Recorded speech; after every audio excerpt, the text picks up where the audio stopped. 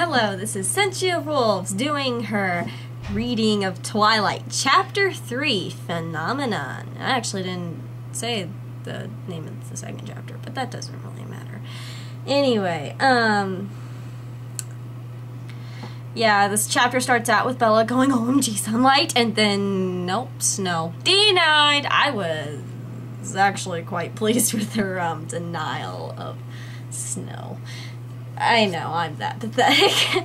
I'm sick, sorry.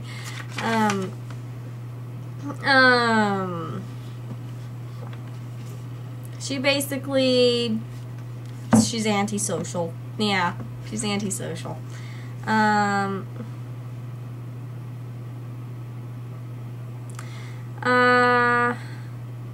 She was, she remarked about how freaking, embarrassed she was by her brainless babble, and I'm sitting here going, he glares at you and you're worried about your babbling. I'd be more worried about why he wants to kill me, kind of thing. And she's afraid. She takes the snow as basically a bad omen, and well, I mean technically it was.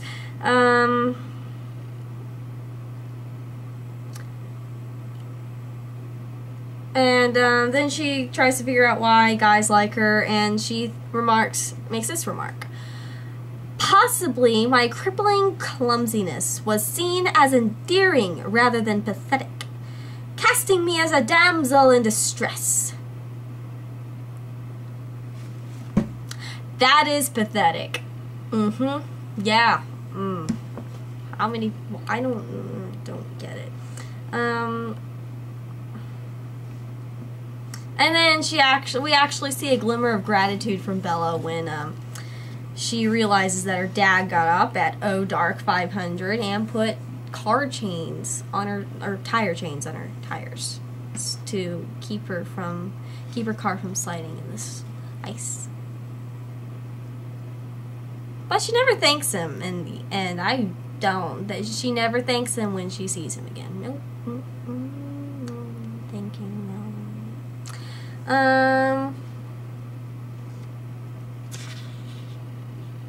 She sees several things simultaneously.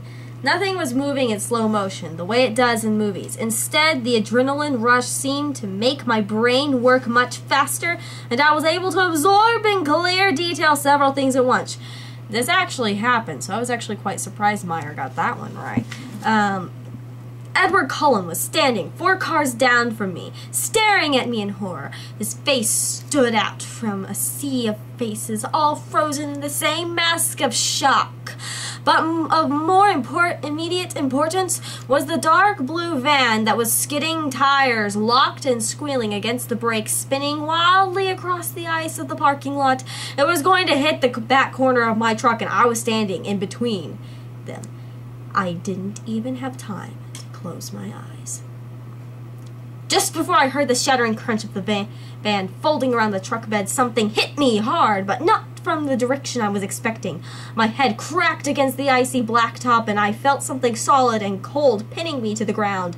I was lying on the pavement behind the tan car I'd parked next to, but I didn't have a chance to notice anything else because the van was still coming. It had curled gratingly around the end of the truck, and still spinning and sliding, was about to collide with me again. A low oath made me aware that someone was with me, and the voice was impossible not to recognize. 2 long white hands shot out protectively in front of me, and the van shuddered to a stop a foot from my face. The large hands fitting providently into a deep dent in the side of the van's body. Then his hands moved so fast they blurred.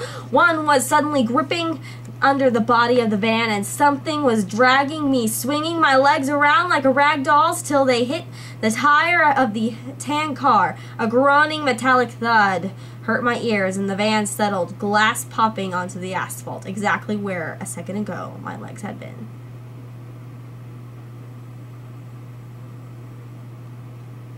That's the most exciting part that's happened for 56 pages. Bella almost, but not quite, gets killed. Damn it. And of course there's a huge commotion, people crowd, Edward, yeah, she doesn't really know how to explain what Edward did. She tries to confront Edward about it, but of course he denies it.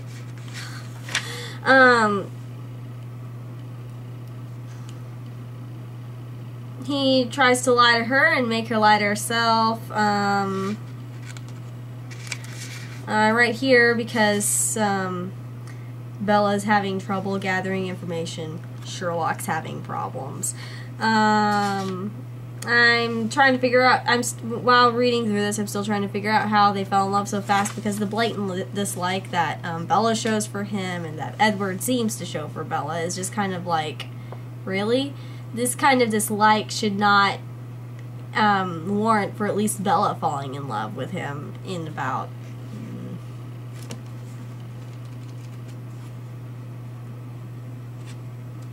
195 pages, which really is about a month. Bella gets taken to the hospital. Her dad finds her. She asks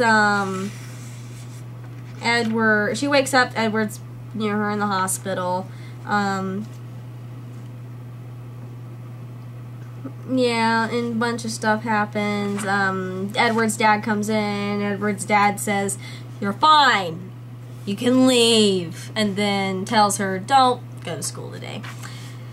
And she talks to Edward. Edward fervently denies that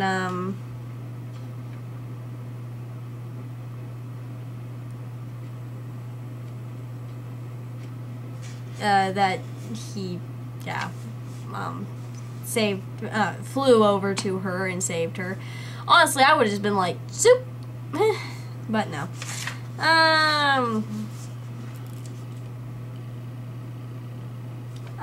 She basically waves off her friends and goes home.